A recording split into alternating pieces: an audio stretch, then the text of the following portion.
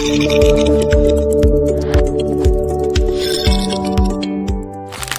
first video lessons would be on the derivations using limit definition. So, there is a formula na ginagamit sa limit defining the derivatives using limits definition. But first, we have to understand saan ba nanggaling yung formula sa limit definition ng derivatives. Okay? So, meron tayong tinatawag na function wherein we say that y is a function of x. It means that for each value ng x natin, each value ng x from the domain of the function, there is exactly one value of y lang. Okay? So, in every value of x, there is exactly one value of y. Okay? So, dito po nagmula yung formula ng limits definition. Then, we have to understand also that in finding the change in x and the change in y, we have this formula, the delta y is equals to, we have this formula, delta y is equals to y sub 1 minus y sub 0, or the last y minus the initial y. Same din dito sa the change in x or delta x is equals to x sub 1 minus x sub 0. And please understand also that the y here is the y sub 1 and the x here is the x sub 1. So, to find the value for the y sub 1, we have to transpose the y sub 0 or the initial y.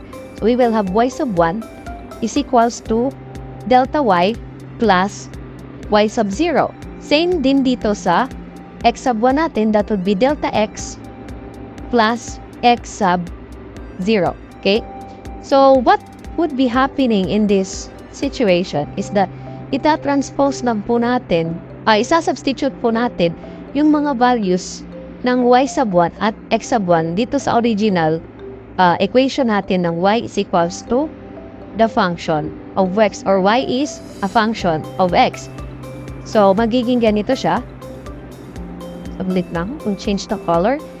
That would be delta y plus y sub 0 is equals to the function of delta x plus x sub 0.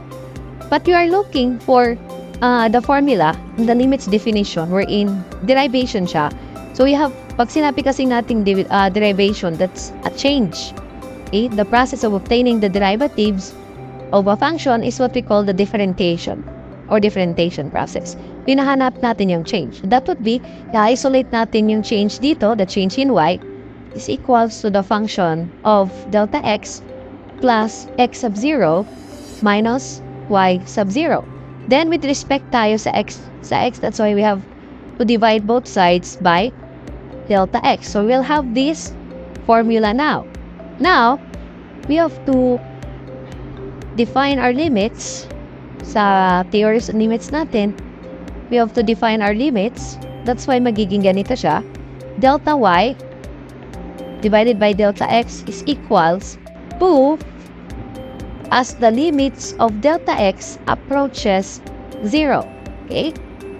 With our function, x plus delta x minus y divided by delta x. So, this is our formula now in finding the derivatives using limits definition. Okay?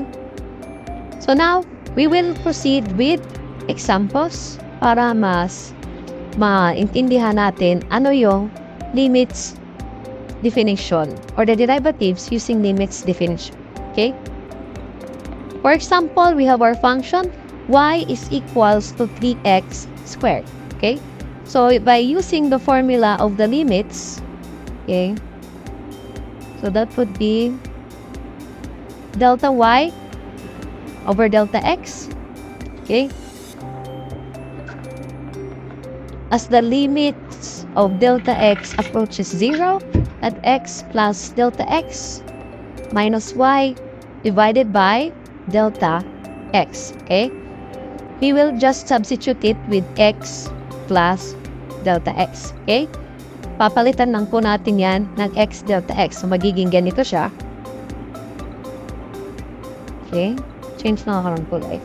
That would be delta y over delta x is equals to the limits as delta x approaches 0. So, we have our 3. So, yung papalitan natin is yung x lang. That would be x plus delta x. As you see, yung x natin dito is naka-raise siya sa 2. So, we have to raise this into 2 also. Okay? Then, we will just copy our original function or original equation. That would be 3x squared divided by delta x. Okay? What we will be doing next is we will perform the FOIL method. Naka-raise sa power of 2. So, it would be binomial, or we will be using the FOIL method. So, paano ba siya ipi-perform? So, it would be like this. Is follow. Bx plus delta x times x plus delta x. Okay? Bx times x, then x times delta x. Next is, let's use a different color. That would be x times delta x times x, and then delta x times delta x. Okay? So, bigyan ganito siya. X times x, that would be x squared. X times delta x, that would be delta x plus x delta x plus delta x quantity 2 raised to the power of 2. Then we will rewrite again as the limits of delta x approaches 0. Okay? 3 times x squared plus 2 delta x, 2x delta x plus delta x is the power of 2. Okay?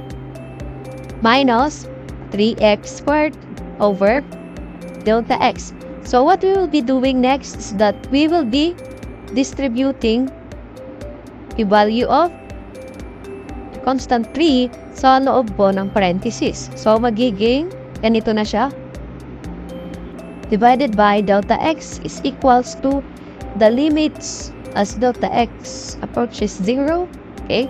That would be 3x squared plus 6x delta x plus 3 times delta x raised to the power of 2 minus 3x squared over delta x. So, we will be simplifying this equation by eliminating same terms with different signs. So, meron tayong positive 3x squared dito, meron tayong negative 3x squared dito.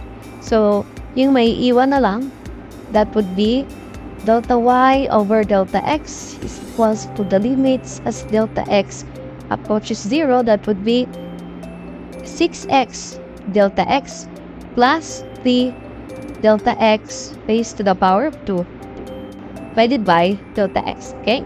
So, in this equation, kaya pa natin siyang i-simplify. We will just have to cancel delta x in both sides of the addition operation. So, meron tayong delta x dito, and delta x sa baba. Okay? So, masisimplify na siya. Then, the answer would be delta y over delta x is equals to the limits of delta x as it approaches 0. That would be 6x plus 3 delta x. Okay? And please take note that it was defined already here in our limits that as delta x approaches 0. So, yung mangyayari dito, this delta x will become 0. It means that 3 times 0 is equals 0. So, the final answer in the original equation of y is equals to 3x squared, the derivative of this would be delta y over delta x is equals to 6x. So, this is how you derive using limits definition.